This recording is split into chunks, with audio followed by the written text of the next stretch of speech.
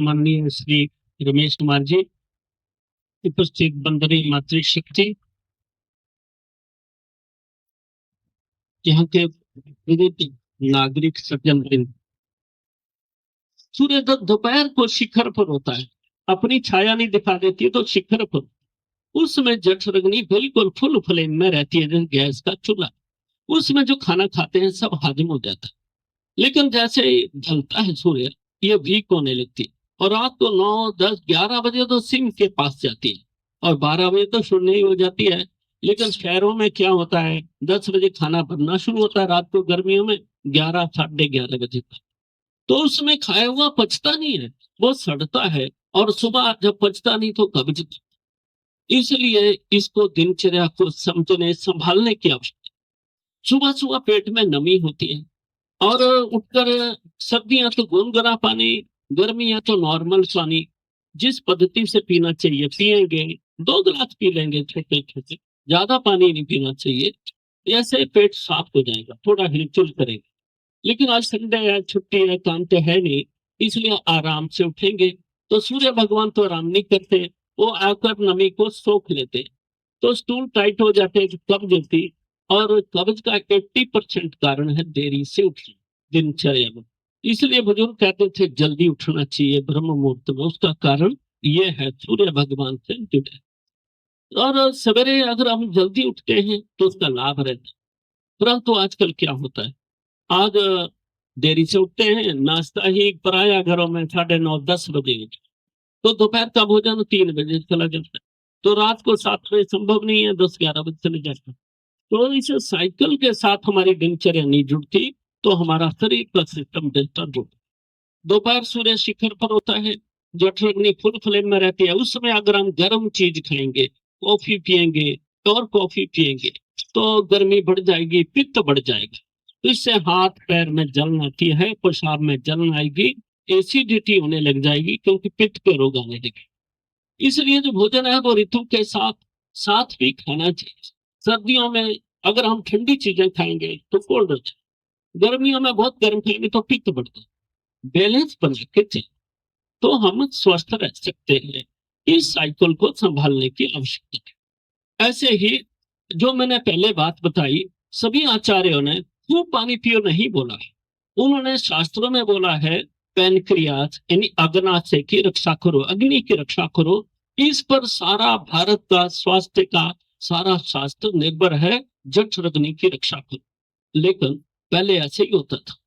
जब हम अभी भी गांव में हरियाणा जाता हूं तो वहां पानी मांगते हैं तो पहले गुड़ देते हैं, और साथ में गांव की बात कर रहा हूँ, शहर तो सारे भारत के एक जैसे है, तो वो गुड़ देते हैं फिर पानी पियो करते। हमारे भी बचपन में बोलते थे खाली पेट पानी ना पियो, चुभता है, वॉमिटिंग हो जाएगी, एकदम पानी नहीं पीना।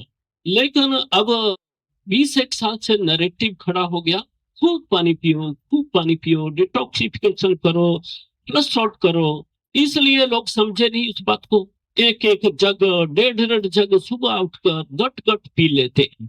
उसका परिणाम क्या होता है, उसके कारण जठरग्नि बैठ जाती है। क्योंकि अग्नि और पानी इसकी दोस्ती नहीं है। अग्नि के ऊपर पानी डालेंगे, चाहे गर्म डालेंगे चाहे ठंडा, गर्म पानी की तसीर भी ठंडी ही होती है, केवल थोड़ी देर वो गर्मी देता है, तसीर उसकी ठंडी है, वो अग्नि को बुझाती है।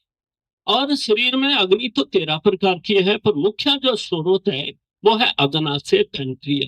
उस पर जब पानी गिरता है तो पैनक्रिया के 2 ही काम है, एक है इंसुलिन देना और दूसरा पाचक रस देना। पाचक रस पाचन क्रिया को अच्छा करता है, लेकिन जब एक्सेस पानी डालते हैं तो पाचन तंत्र वीक हो जाता है, और जो इंसुलिन से वो बनती है शुगर, तो ब्लड लेवल में जो शुगर है वो डिस्टर्ब हो जाती है, वो कम हो जाएगी या गड़बड़ हो जाएगी। पैनक्रिया के दोनों फंक्शन डिस्टर्ब होते हैं तो क्या होता है, आप सोचिए। हमारे यहाँ बुजुर्ग बोलते थे मंदग्नि ही जठरग्नि वीक होगी, सारे रोगों की जड़ है। जठरग्नि कमजोर होगी तो खाया हुआ हजम नहीं होगा, तो क्या होगा, कब्ज हो जाएगी, गैस हो जाएगी, और दूसरा एसिडिटी होने लगेगी।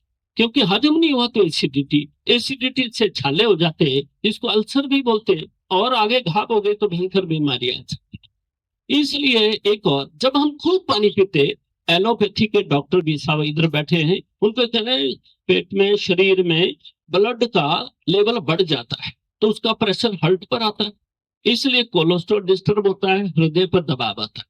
ब्रेन के जो सेल्स हैं, वेन्स, उस पर भी प्रेशर आता है, उसमें भी प्रॉब्लम होती है। आज जो आम समाज में बीपी शुगर, पाइल्स, जब कब्ज होगी तो पाइल्स भी आएगी, एसिडिटी होगी तो कल्सर भी बनेगा। सब बीमारियां जो आंख बंद करके डट कर पहले करें, खूब पानी पियो डट कर, क्योंकि यूरिया ठीक करना है। लेकिन वो ठीक होते होते किडनी खराब हो जाती है, फिर कहते हैं प्रिवेंटिव भी है, अब किडनी को ठीक करना, डायलिसिस उधर चला जाता है। इसमें शुरू से बैलेंस बना करके तो हमारे यहाँ क्या पानी कितना पीना चाहिए, हमारे यहाँ नहीं, भारत की परंपरा में, आयुर्वेद की परंपरा में बोला कि पानी पेट में जितनी जगह है, आधा तो रोटी फल सब्जी, उस यानी रोटी और सब्जी और दाल से भरना, लेकिन आधा में से 25%, पूरे में से 25% पानी के लिए रखना और 25% हवा के लिए, वो आकाश तत्व है, हवा के लिए रखना, तो हमारा स्वास्थ्य ठीक रहता है। लेकिन अगर हम डट कर ही पानी पिएंगे तो गड़बड़ होगी। दूसरा, पानी केवल पानी नहीं है, दूध है, लस्सी, कड़ी, लिक्विड दाल ले रहे हैं, वो भी पानी का ही तो रूप है, इसलिए उस हिसाब से दूसरा पानी कम ले। लेकिन पानी को अगर हम भोजन के बाद लेंगे तो भोजन अंते विषम बारी, तो वो विष के बराबर है, उससे शरीर का मोटापा बढ़ जाता है। वो पानी जठराग्नि तो बैठती है, जस्ट पहले लेंगे तो शरीर दुर्बल हो जाता है, इसलिए आधा घंटा पहले पानी पीना और भोजन के 1.5 घंटे, कम से कम 1-1.5 घंटा बाद पीना। लेकिन एक निवेदन और कहा है, मैंने जो देखा पढ़ा है उसमें उसमें कहा है, एक समय में एक गिलास से ज्यादा पानी नहीं पीना, गिलास भी 200-250 ml का, इससे ज्यादा कितनी भी तेज प्यास है उतना ही पानी पीना, उससे ज्यादा गट गट 3 गिलास नहीं उतार लेना, बहुत प्यास लगी है। परंतु पानी पीना कैसे है, तो मैंने बुजुर्गों से सुना था कि पानी को खाना चाहिए और भोजन को पीना चाहिए, यानी भोजन को इतना पचाना कि वो मीठा लगने लगे और अपने आप अंदर हो जाए। सारी मेहनत हम इसलिए कर रहे हैं ना कि स्वास्थ्य ठीक रहे, लेकिन उसमें हम मोबाइल देख रहे होते हैं, भोजन की ओर तो ध्यान जाता नहीं है, टीवी देख रहे होते हैं और भोजन चलता चला जाता है, कितना कर लिया, कैसे खाया, कुछ पता नहीं, उसका स्वाद कैसा पता नहीं चलता। इसलिए भोजन के ऊपर पूरा एकाग्र मन रह करके जब पूरा घुल जाए तो अंदर करना।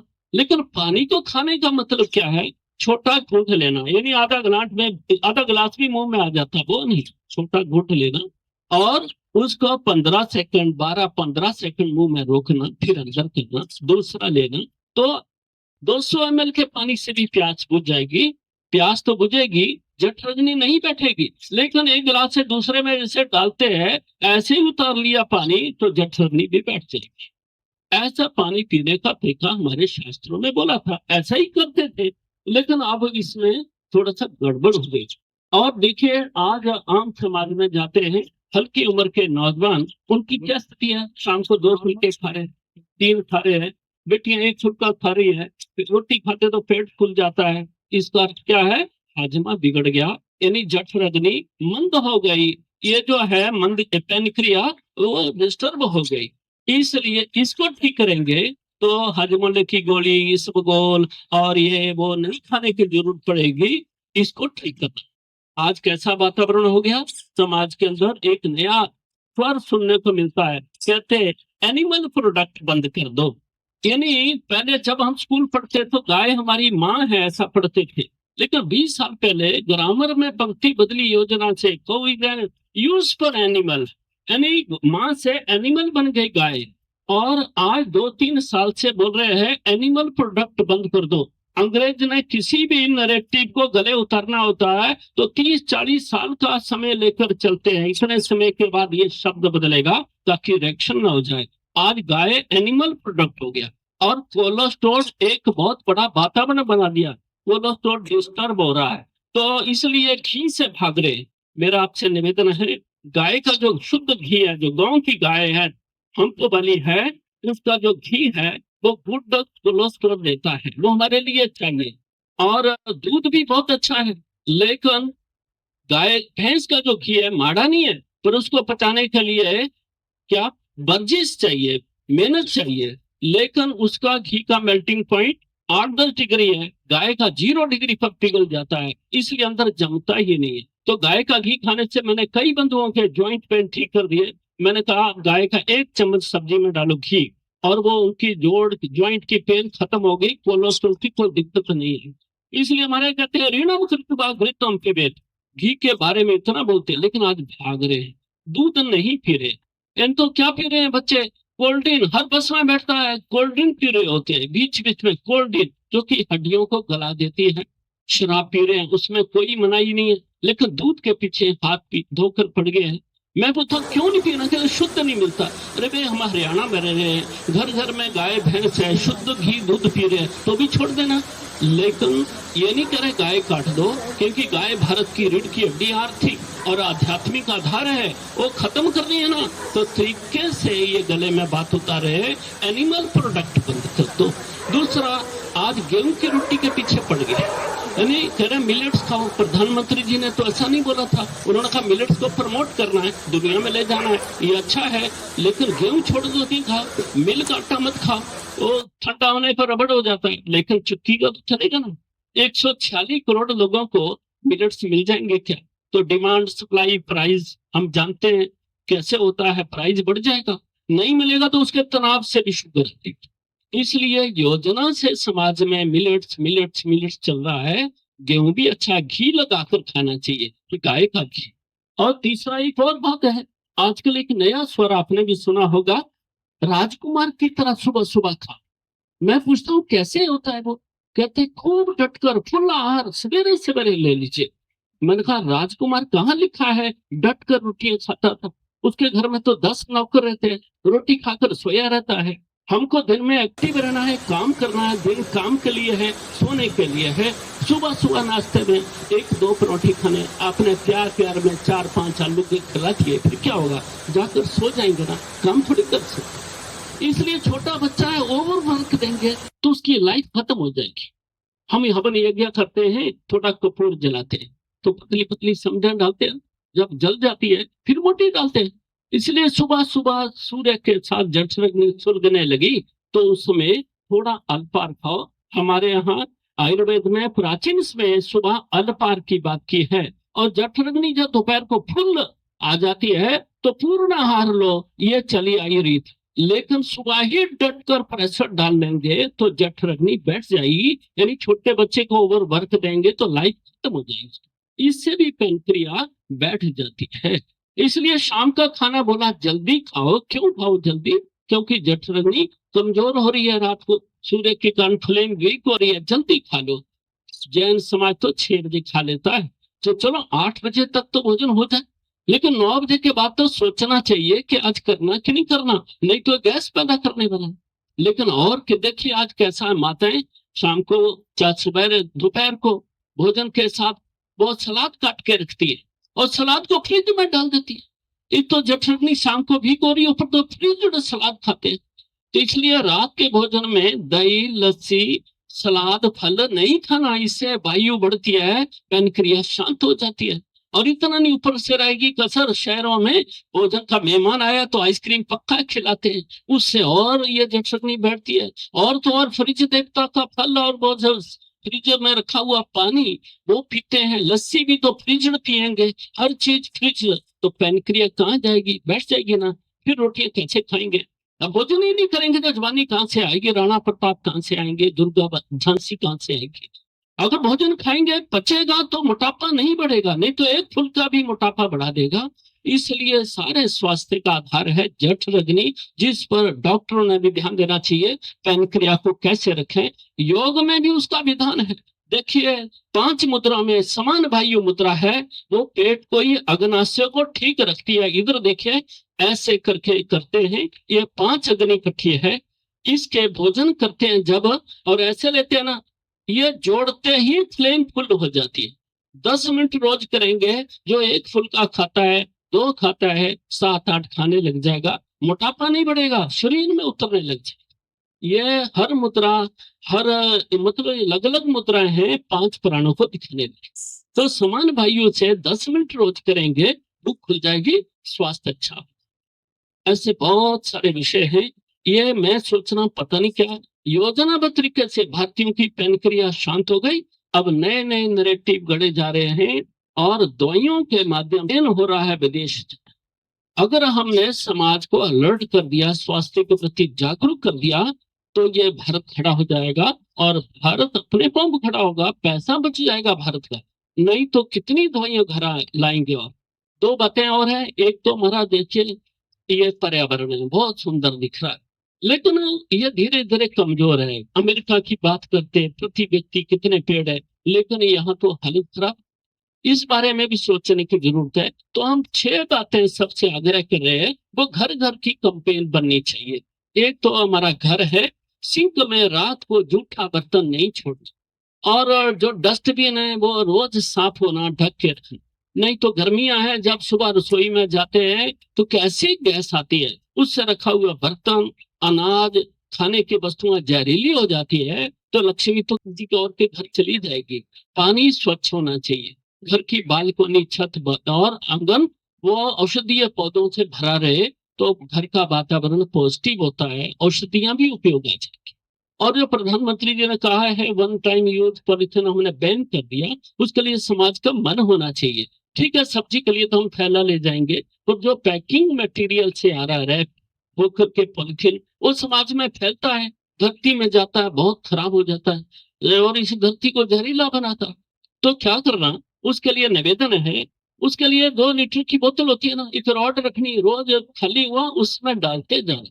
और मिलने के बाद इतना कचरा उसमें, जैसे गली मोहल्ले में बदमाश घूम रहा हो तो जेल में डलवाना पड़ता है ना, तो उसको इधर उधर नहीं फेंक करके उस बोतल में डालिए, और मिलने के बाद पॉलिथीन इकट्ठे करने वाले को दे देंगे। एक गमला भी खरीद सकते हैं और समाज में फैलने से बचेगा। नहीं तो डॉक्टर कहते हैं जब ये पॉलिथीन धरती में जाता है, सबसे ज्यादा कैंसर के कीटाणु छोड़ता है, धरती को जहरीला कर रहा है। आज पहले हम घरों में विवाह शादी में जाते थे तो खाना पैक करके लाते थे, कैसे पत्तल में कपड़े में बांध के लाते थे। आज कैसा है, ट्रांसपेरेंट लिफाफे में गर्म भात डालते हैं और दालें लेकर आते हैं, घर पहुंचता पहुंचता कैंसर के कीटाणुओं से भर जाता है। वो हम रेगुलर खा रहे।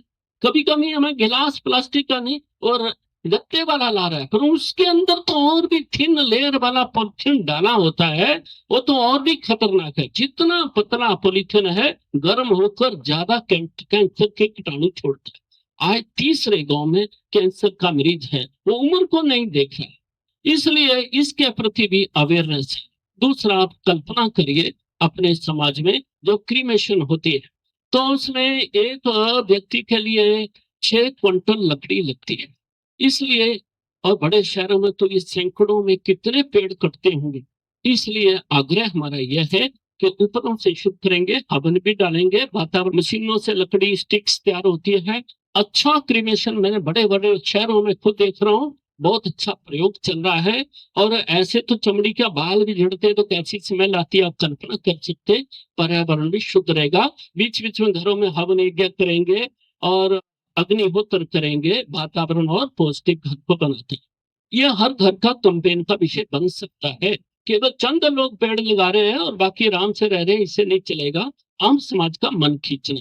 एक दो बातें करके बात को समाप्त करता हूँ। आज नशा जो है ये सिर चढ़कर बोल रहा है। केवल बीड़ी सिगरेट है नहीं, एडिक्शन बन गया है कई विषयों का। एडिक्शन का मतलब होता है जिस चीज को बार बार लेने की इच्छा करती है वो एडिक्शन हो जाती है, चाहे मोबाइल ही क्यों नहीं है। लेकिन अभी मैं नशे की बात कर रहा हूँ। बॉर्डर सील है तो ड्रोन से गिरा रहा पाकिस्तान। और इस तरह से भारत के अंदर जो सबसे जीनियस हमारे बच्चे आईआईटी में जाते हैं, इंजीनियर कॉलेज में, मेडिकल कॉलेज में, सबसे ज्यादा नशे की चारों ओर फोकस बना दिया जाता है। बहुत कम भाग्यशाली बच्चे हैं जो पढ़ाई पूरी करके और नशे से दूर रहते हैं। इसलिए इसको कैसे, ये भी एक रोग हो गया है। तो मैं 4-6 प्रश्न पूछता हूँ बच्चों से, स्कूल कॉलेज यूनिवर्सिटी में जाता हूँ, क्या नशा करने से सेहत अच्छी होती है कि नहीं? घर का पैसा बढ़ता है, घर भी बिक जाता है। क्या घर में प्रेम से नहीं आता तो झुग्गी झोपड़ियों में देखते हैं रोज मार कुटाई चल रही होती है। क्या नशा करने से वो नौजवान व्यक्ति नशेड़ी अपनी नौजवान बेटी, बहन, धर्म पत्नी की इज्जत की रक्षा कर सकता है? असंभव है। इसलिए नशा करने से क्राइम रेट कम होता है क्या? बढ़ता ही है। और इतना नहीं है, नशा करने से एक्सीडेंट बढ़ते हैं। जब सारा नेगेटिव है तो क्यों हो रहा है? उसका कारण है आज बच्चे समझदार बहुत जल्दी हो जाते हैं। 9-10 साल का जो बच्चा है उसको नशे के प्लस माइनस लाभ हानि क्या है ये काउंसलिंग चाहिए, उससे वार्तालाप चाहिए, वो नहीं होती है। और जब टीन एज में आकर वो दोस्तों से बैठकर चखने लगता है और चोरी छुपे और बाद में तो वो ढीठ हो जाता है, फिर वो लत पड़ती है तो छूटती नहीं है। आप कल्पना करिए जो बंधु चाय पीते हैं क्या वो छोड़ सकते हैं फिर चाय? इतना आसान नहीं है चाय छोड़ना, तो फिर शराब वालों का क्या हाल होगा? इसलिए भारत की पीढ़ी अब ऐसी हो गई, अब तो बेटियां और बेटे बराबर बैठकर नशा ले रहे। ऐसी स्थिति में भारत को कैसे बचाएंगे? और तो बेटे बेटियां नहीं, फैमिलीज दो पीढ़ी इकट्ठी पी रही है। घरों में भी ट्रॉलियां रखी है सजाने के लिए कि नीली पीली पतली। नाराज नहीं होना, मैं खुलकर बोल रहा हूँ, जो घर का मैं आपका सदस्य हूँ, ये मैं देख रहा हूँ, ये अच्छा नहीं है। तो बच्चे ये देखते हैं, उनको मान्यता मिलती है, वो भी शुरू कर रहे हैं। ये समाज के वातावरण को रोकेंगे तो आने वाला भविष्य अच्छा हो जाएगा। ये नशा भारत के लिए अच्छा नहीं। इसके लिए वनौषधि पौधों का परिचय भी समाज से चाहिए। और दो बातें सबको चाहिए। जैसे मैंने घरेलू उपचार की बात, माताएं बहनें पहले भोजन के बारे में बहुत अच्छा जानती थी, रसोई हमारी उसके बहुत नॉलेज था, जितने मसाले औषधियां हैं, घर कोई बीमारी छोटी मोटी सब ठीक कर लेती थी। आज बेटियों को ना खाना बनाना आता है और भोजन विज्ञान तो दूर की बात है। ये घरेलू उपचार का प्रशिक्षण हर घर को चाहिए। नौजवान है चाहे बेटा है बेटी है, उसको मालूम होना चाहिए। इसके लिए ये आरोग्य भारती चाहती है ये प्रशिक्षण सबको मिले। पहले दादी नानी के नुस्खे होते थे, ये नहीं कहते सरला बहन के सुनीता जी के नुस्खे, दादी नानी नहीं, प्रत्येक बहन जब वो दादी नानी 45 साल के आसपास बन जाती थी तो उसको इतना ज्ञान होता था। आज भी समाज का मानस वैद्य जैसा है। कभी भी आप बोलेंगे मेरे पेट में सुई चुभ रही है, कोई भी बोल देगा अजवाइन ले ले, गुड़ खा ले, पानी पी ले, गर्म ठीक हो जाएगा। आम मानस वैद्य जैसा है, तो ज्ञान नहीं है। दूसरा फर्स्ट एड, चाहे 200 मीटर ही अस्पताल दूर है या एक्सीडेंट हो जाती है, हम टेढ़ा मेढ़ा उठाते हैं, ज्यादा नुकसान होता है। हार्ट का स्ट्रोक आ गया, पजल हो जाता है घर में, कैसा प्रेशर देना। छोटी छोटी बातें कटने से, जलने से, कुछ होने से, तो आम समाज को ये प्रशिक्षण चाहिए। आरोग्य भारती ये चाहती है समाज तो ज्यादा स्वस्थ हो सकता है। डॉक्टर साहब तो करते ही हैं, तो जब हम पहुंचाते हैं तो पेशेंट का ज्यादा नुकसान हो चुका हो। ऐसे बहुत सारे विषय हैं। योग से स्वास्थ्य है। मैं भाई साहब के घर गया था, प्रभु रामलाल जी ने जो योग की अलग ही आज के युग में जगाई है, कई घरों में जग रही है और बहुत स्वस्थ हो रही है। पर स्वास्थ्य केवल आसन प्राणायाम नहीं है, वो तो मन का भी है, वो तो आत्मा का भी है। प्रसन्न आत्म इंद्रिय मनहा, ये भी स्वास्थ्य का आधार है ना। इसलिए आयुर्वेद में स्वास्थ्य का एक श्लोक आता है, सम दोषा सम अग्नि सम धातु मल क्रिया प्रसन्न आत्म इंद्रिय मनः स्वस्थ इत्यावधीयते। अर्थ क्या है इसका? सम दोषा, 3 दोष बोले मैंने, कफ पित्त वात, ये बैलेंस रहे तो हम स्वस्थ रहते। सम दोषा सम अग्नि, 13 प्रकार की अग्नि में जठर अग्नि मेन है, उसकी रक्षा करो, वो संतुलित रहेगी तो ठीक रहेगा। सम धातु, 7 धातु है जो हम लेते हैं खाते हैं, रस रक्त मांस मेद मज्जा अस्थि शुक्र बनता है। तो ये क्रम है, पहली अग्नि गड़बड़ हो गई तो अगले वाला भी गड़बड़ हो जाएगा। सब एक दूसरे की दीवार पर मीनार इस पर टिका हुआ है। इसलिए यह संतुलित रहेगी तो हम स्वस्थ हैं। मल क्रिया का मतलब मल मूत्र पसीना पर्याप्त सम्यक आना चाहिए। जरा भी पसीना भी बंद हो गया आदमी बीमार हो जाएगा। और आत्मीय इंद्रिय मना, ये छोटी बात करके विषय समाप्त करता हूँ। इंद्रियां नहीं जो हम आंखें देखते हैं, वो आंखें क्या है कि देख लिए गुलाब जामुन, इच्छा हो गई खाना चाहिए, बुद्धि विवेक क्या कहता है नहीं नहीं नहीं खाना है, शुगर बढ़ जाएगी। लेकिन इंद्रियां ताकतवर है तो वो खा लेती है, तो खाते हैं तो फिर गड़बड़ हो जाती है। इसलिए इंद्रियों पर मन, मन पर बुद्धि विवेक का अंकुश रहेगा तो आत्मा शरीर के माध्यम से अच्छा कर्म करते हुए लक्ष्य पर जा सकती है। इसलिए शरीर स्वस्थ रखना है तो मन, इंद्रियां और आत्मा ये भी सही चाहिए तो हम स्वस्थ रह। मन भी संतुलित मजबूत चाहिए, उसके पीछे अध्यात्म चाहिए। योग का विषय अध्यात्म भी है, शारीरिक भी है और अंदर ईश्वर प्राप्ति का मार्ग भी है। भारत की सारा संस्कृति इस पर आधारित है। इसलिए आज हम देखते हैं अस्पतालों में इलनेस की बात होती है। डॉक्टर साहब के पास आते हैं, ये बीमारी है, डॉक्टर साहब उस पर ध्यान देते हैं, उपचार करते हैं। जब किसी भी पद्धति से वो इलनेस है, आरोग्य भारती जिसका मैं काम करने की बात कर रहा हूँ, वो वेलनेस है। व्यक्ति बीमारी क्यों हो, उसका खान पान दिनचर्या जीवन शैली ऐसी हो कि गलती ना हो, सजग हो जाए। गलती होने पर हो गया तो डॉक्टर के पास जाएंगे। लेकिन आज इतना प्रेशर है कि प्रति व्यक्ति डॉक्टर कितना के सेकंड दे पाते हैं एक मरीज को, आप स्वयं अनुभव करते होंगे। अगर यह प्रेशर कम हो जाए तो डॉक्टर साहब भी ज्यादा समय दे पाएंगे मरीज पर, ज्यादा न्याय हो जाएगा। इसलिए कई रोगियों को तो डेट मिलते मिलते ही ऊपर चला जाता है, डेट नहीं मिलती अस्पतालों में, प्रेशर इतना आ जाता है। इसलिए इस भारत को स्वस्थ करना है तो वेलनेस पर भी ध्यान देने की आवश्यकता है। हमारी जीवन शैली खान पान सोच पॉजिटिव होनी चाहिए, नेगेटिव सोच से भी हम बीमार होते हैं।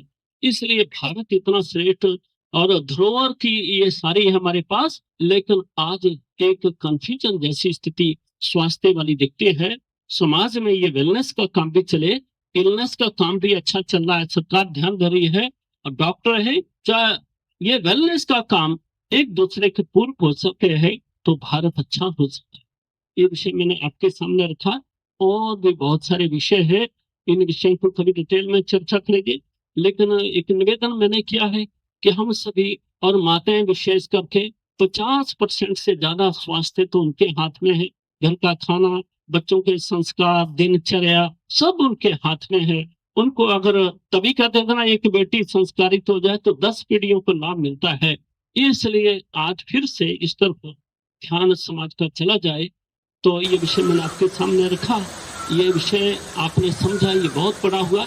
इसमें नहीं लेना कि आपने कुर्सियां रखी नहीं आई, कुछ नहीं, गंगोत्री छोटी होती है लेकिन वो धारा जिस भाव से बहती है गंगा सागर में बदलती है, समाज का कल्याण करती है। आज ये प्रारंभ हुआ है और ये प्रारंभ अच्छा हुआ जिस भावना से आपने बैठकर ये विषय, पहले भी देखा मैंने कई विषयों पर बहुत अच्छा आप जानकारी प्राप्त कर रहे थे। योग सारे विषय मिलाकर ये है कि हम दवाइयों से बचें। इन दवाइयों से शरीर की इम्यूनिटी डाउन हो जाती है। इम्यूनिटी खराब होने का मतलब भी स्वास्थ्य खराब होना होता है। इसलिए हम स्वस्थ रहें। नवरात्रों का भी अभी आज पूर्ण हो गया है। भगवान श्री राम जी का जन्मदिन भी है, शुभ दिन है। नव संवत 2082 प्रारंभ हुआ है और युगाब्द 5127 शुभारंभ अब ये भी हुआ है।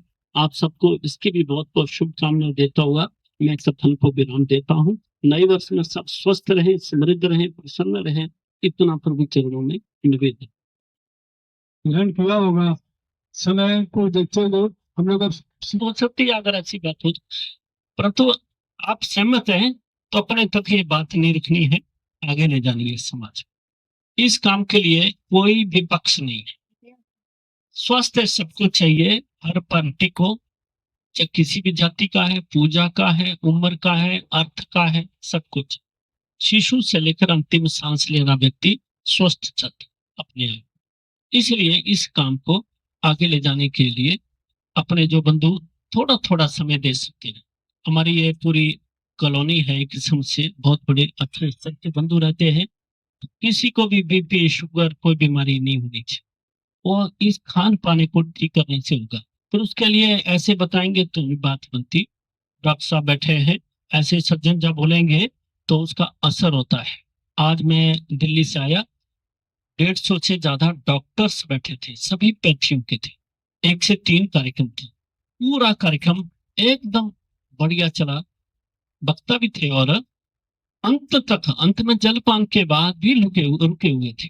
सबके मन का नहीं, डॉक्टर से मैंने निवेदन किया, डॉक्टर इलनेस में करते हैं, आप वेलनेस का करते हैं, मिलकर करें तो पूर्वकता हो जाएगी और समाज में बहुत बड़ा काम हो जाएगा और ये काम आगे बढ़ना चाहिए। लेकिन जब हम टीम बनाते हैं तो केवल डॉक्टर्स नहीं, आधे डॉक्टर्स, आधे प्रोफेसर, अधिवक्ता भी, और सभी प्रकार के, चाहे इंजीनियर हैं, अध्यापक हैं, माताएं बहनें, जो भी पढ़ा लिखा वर्ग है, इसकी टीम में आ जाए तो जल्दी ही बात को समझ लेता है। लेकिन ये बात तो हर व्यक्ति तक लेके जाए, चाहे वो श्रमिक है, चाहे कैसा छोटा बच्चा है, किसान है, हर किसी के बात ये बात ले जानी है। हम अपनी अपनी भूमिका निभाएंगे तो मैं सोचता हूँ ये बहुत बड़ा पुण्य का काम है और आज के युग की भारत को स्वस्थ करने की प्रथम चुनौती भी है। हम अपने अपने घर से शुरू करें और माताओं और आपसे भी ये निवेदन है, विरुद्ध हरकत